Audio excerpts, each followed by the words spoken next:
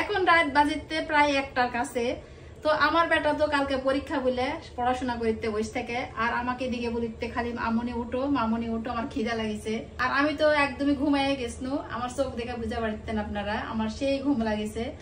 এখন কি করবো, ছাওয়াল যত খাবার চাচ্ছে, ওই কারণে ওই রাইস কুকার খিচুড়ি চাপাই দিছি ওদিকে খিচুড়ি হইতে, আর এদিকে আমি ডিম ভাজা লিমু, কারণ ছাওয়াল খাবার চাচ্ছে। আর পড়তে পড়তে তো অবশ্যই আপনারা জানেন বাচ্চাদের খিদে লেগে যায়, আর সে কারণে আমি ডিম ভাজে ছাওয়ালের জন্য খিচুড়ি রান্না করিতি। এই ডিমটাকে ভাজা লিমু, আর ওদিকে খিচুড়ি চাপাতেছি। খিচুড়িটা যখন হবে তখন অবশ্যই আপনাদেরকে দেখামু।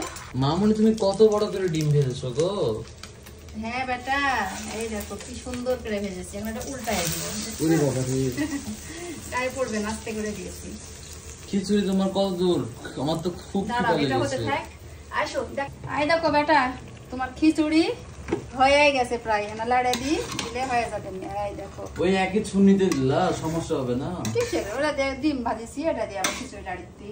দেখো কি সুন্দর, একেবারে গরম গরম খিচুড়ি খায়ে আমার ছাওয়াল এখন ঘুম আসবে। আর না গুটা ঢাকা তুই, আর এদিকে ডিমটা তুলালি প্লেটে। আজকে আমার বেটা সেই মজা করে খাবে।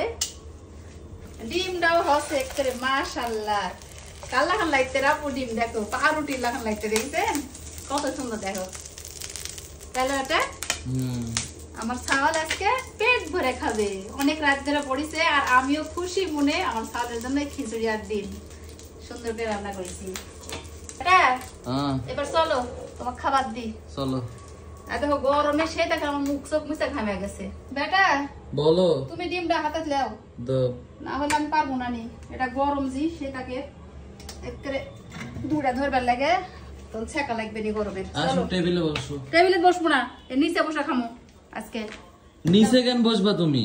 তুমি বুঝেন না কেন, গরম জিনিস শাড়ি ওগুলো ধুলে পারে টেবিল নষ্ট হয়ে যাবে না, বলো দিনই তুমি বুঝেন না। টেবিল কিনেছো কি জন্য তুমি? কিসের খাবার কিনেছি, নষ্ট হয়ে যাবে বেশি ব্যবহার করলে। নিচে বসতে খালে অসুবিধা কোথায়? তোমার এই কিপটামো স্বভাব গেল না? না কিসের কিপটামো, যত জিনিস ব্যবহার করবেন তত তাড়াতাড়ি নষ্ট হয়ে যাবে। আমি অত ব্যবহার করবো না টেবিল, কাঁচের টেবিল মেলা টাকা দিয়ে কিনেছি আমি। দুনিয়ার কিপটা আমার নামটা আবার। আজকে মায়ের বেটা এটি বসে থেকে খামো। আমার নিচে বসতে ভালো লাগে না, এত বড় একটা টেবিল কিনেছি। জমিদারের বেটা জি, খালি বেশি কথা কইস, বাপের নাম খালি জমিদারি ফুটাইনি, অত ফুটানি করা লাগবে না। পানির বোতল লেসো যাও। লেস দুন পারবো না। হায় রে সদ হবে রে বেটা খাইতে, দেখো খালি সেই স্বাদ হবে খাইতে। এর মধ্যে কিন্তু আমি গুস্তও দিছি, আই দেখো দেখেছেন, আই দেখো গুস্ত দিছি। তুমি আবার তো গুস্ত ছাড়া খায়েন না, ওই জন্য গুস্তও দিছি। বেটারও খায়া দে বলো কিরকম স্বাদ হচ্ছে। আর এইদিকে গরম গরম ডিম, ডিম গুটাই নিবেন কে বাবা? হ্যাঁ, তোমার অর্ধেক আমার অর্ধেক।